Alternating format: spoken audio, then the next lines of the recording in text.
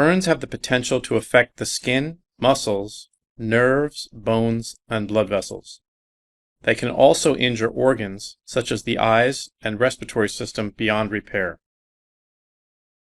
Burns vary from minor to extensive and can be physically and emotionally damaging. Patient assessment that evaluates the source, location, depth, and severity of the burn is vital in determining the course of treatment. Classification of burns.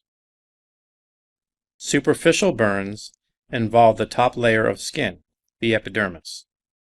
These injuries are minor, causing mild to moderate pain, and generally heal quickly without medical intervention or scarring. Superficial burns are referred to as first-degree burns. Partial thickness burns damage the epidermis and the dermis.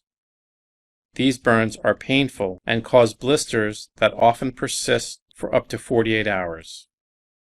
With care, these burns will also heal with little or no scarring. Partial thickness burns are also known as second-degree burns. Full thickness burns are the most severe type of burn. In these type of burns, all layers of the skin are involved and are often black and charred. There may be damage to the subcutaneous tissue, muscles, bones, and underlying organs. If there is extreme nerve damage, the patient may not feel pain on a portion of the burn, but the surrounding partially burned tissue may cause pain. With full thickness burns, extensive scarring and infections commonly occur. Severity of the burn. When determining the severity of the burn, consider the source of the burn, the area burnt, the depth, extent, age of the patient, and any other injuries. Different sources of burns affect the body differently. With electrical burns, look for where the electrical current entered the body as well as where it exited.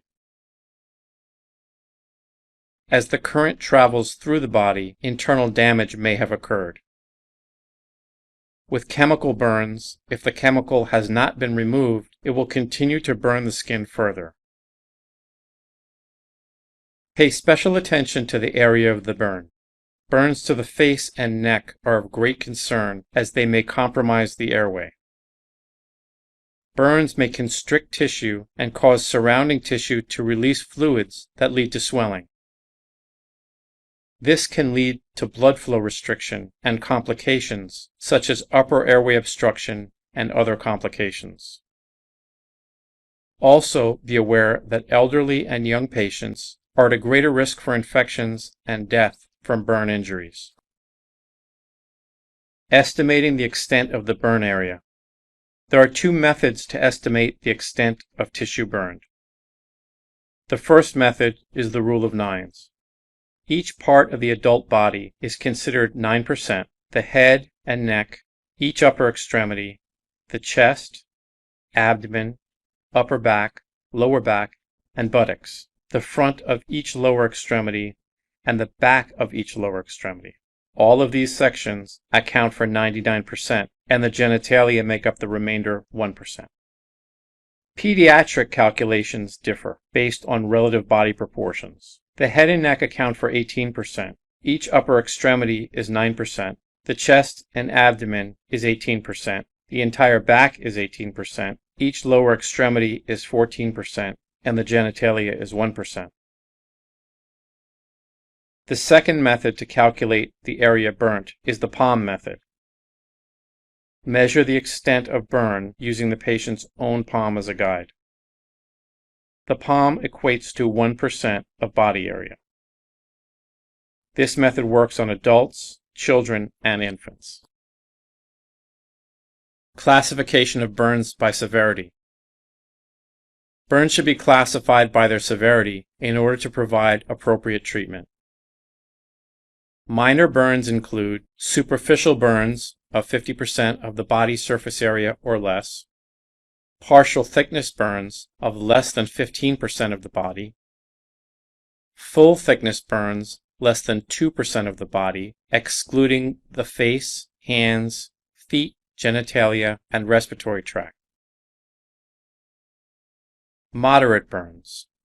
Superficial burns of 50% of the body's surface area or more. Partial thickness burns of 15 to 30% of the body.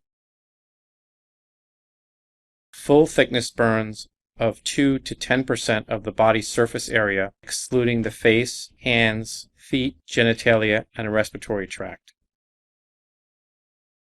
Critical burns. Partial thickness burns of more than 30%, partial thickness or full thickness burns involving the face, hands, feet, genitalia, or respiratory tract, full thickness burns of more than 10%, all burns complicated by injuries of the respiratory tract, other soft tissue injuries, and injuries of the bones, burns complicated by musculoskeletal injuries, and circumferential burns.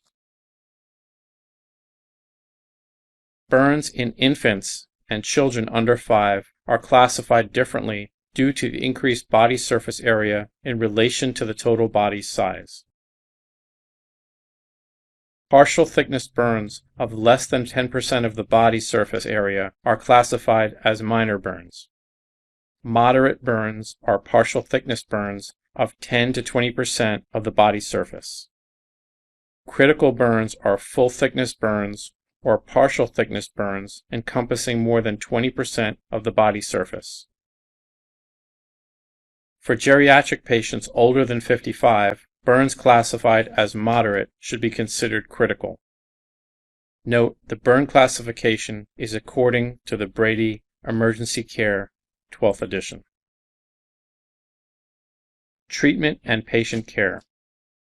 Thermal burns are one of the more frequent types of burns EMS workers respond to. Begin by stopping the burning process by wetting the area with cool water. Do not remove any grease or tar if it is stuck to the patient. Ensure the airway has not been compromised by looking for soot, singed facial hair, or burns to the face. Complete a primary assessment and apply high concentration oxygen.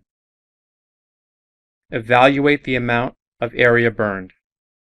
Remove any jewelry and clothing if it is not adhering to the patient. Finally, wrap the burned tissue with dry sterile dressings and transport.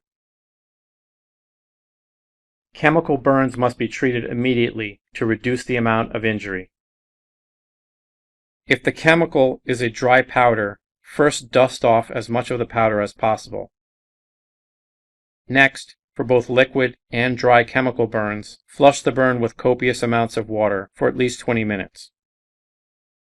Cover with a dry sterile dressing and transport immediately. Refer to the Materials Safety Data Sheet (MSDS) when applicable to provide appropriate treatment. For eye burns, carefully flush with water for at least 20 minutes, making sure not to get any of the solution into the unaffected eye. Next, cover each eye with a moistened pad. Electrical burns can be very severe. The injury includes the area between the entrance and exit points, and may include deep structures as well as internal organs. Electrical burns can cause paralysis, muscle tenderness, respiratory difficulties, irregular heartbeat, and cardiac arrest, as well as seizures and broken bones from extreme muscle contractions. Before treating these patients, be sure that the area is safe and there is no potential danger. Begin treatment by assessing the patient's airway, breathing, and circulation. Often patients with severe electrocutions will have abnormal heart rhythms and defibrillation may be necessary. Administer high-flow oxygen and apply spinal immobilization. Check for both entrance and exit wounds and dress with a sterile dressing. Transport immediately.